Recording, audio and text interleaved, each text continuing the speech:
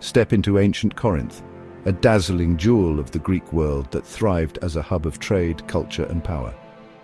Perched on the narrow Isthmus of Corinth, this city was the gateway between worlds, where merchants, artisans, and athletes shaped a legacy that echoes through time. In this video, we'll journey back to the Greek period of Corinth, from its mythical origins to its golden age in the 8th to 4th centuries BC. Get ready to uncover the secrets of a city that rivaled Athens and Sparta in its prime. Corinth's story begins in legend with tales of its founding by Corinthos, a descendant of the sun god Helios, or the cunning Sisyphus, doomed to an eternity of rolling a boulder. While myths abound, archaeology tells us Corinth was inhabited as early as 3000 BC, with significant growth by the 10th century BC.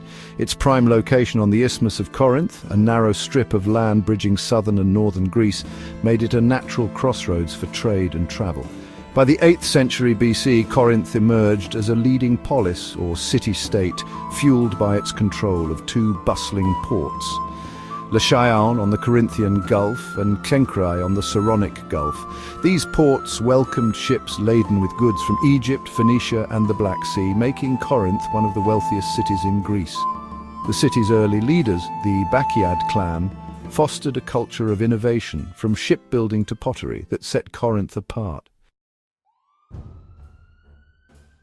The 7th century BC marked Corinth's golden age, sparked by a dramatic shift in power. Around 657 BC, Cypselid, a charismatic leader, overthrew the Bacchiad aristocracy, establishing a tyranny, a form of one-man rule.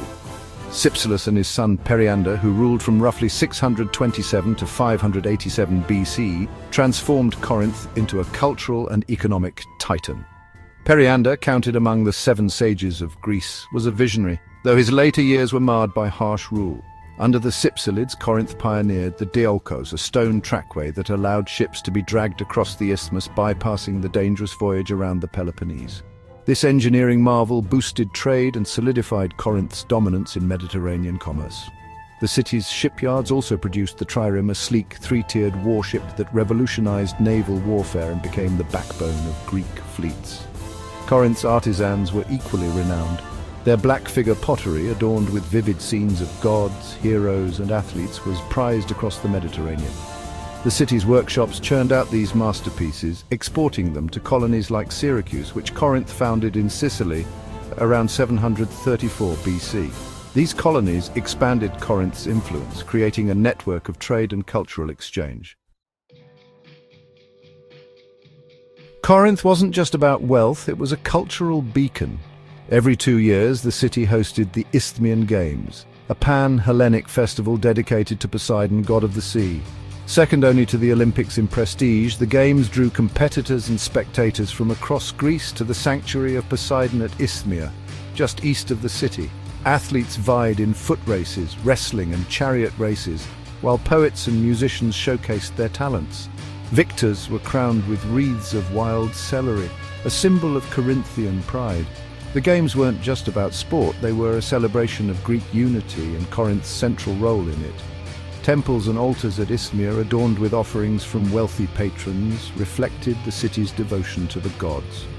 The Temple of Apollo, built around 550 BC in the heart of Corinth, stood as a masterpiece of early Doric architecture.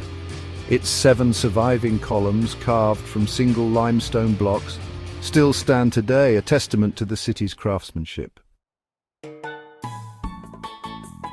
What was life like in Greek Corinth? The city's agora, or marketplace, really buzzed with activity. Merchants sold olive oil, wine, and pottery, while sailors swapped tales of distant lands. Artisans crafted bronze statues and intricate jewelry, their workshops just humming with creativity. Corinthian coins, stamped with images of Pegasus, the mythical winged horse, circulated widely, a sign of the city's economic might. For ordinary Corinthians, life revolved around family, religion, and civic duty. Men participated in the assembly, debating laws and alliances, while women managed households and joined festivals honoring goddesses like Aphrodite, whose temple on the Corinth hill was said to house sacred priestesses. The Fountain of Pyrene, a beautifully adorned spring, was a social hub where people gathered to collect water and exchange news. Yet, Corinth's wealth created divides. The elite lived in grand homes with mosaic floors, while laborers and slaves toiled in the ports and workshops.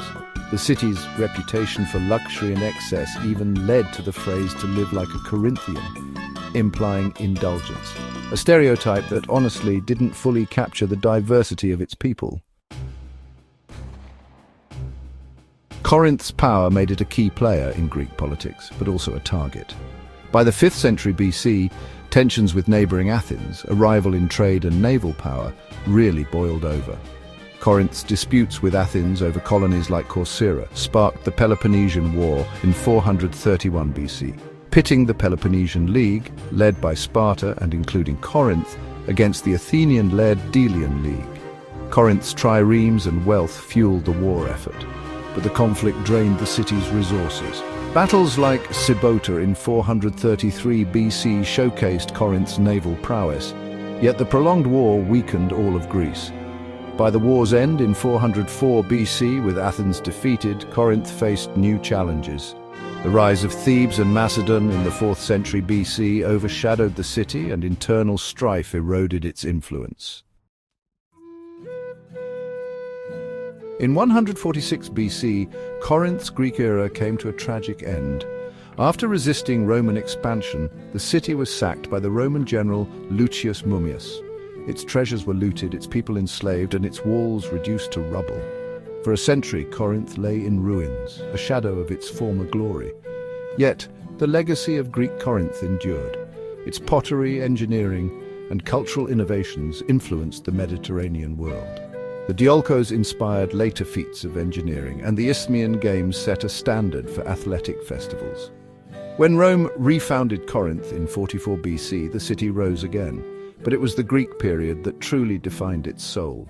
Today, the ruins of Corinth, its Temple of Apollo, the Fountain of Peirene, and the Acro-Corinth fortress, whisper stories of a city that shaped the ancient world. Corinth was more than a polis. It was a crucible of ideas, ambition, and resilience. Ancient Corinth, in its Greek heyday, was a city of bold vision and boundless energy. From the Diolkos to the Isthmian Games, it left an indelible mark on history.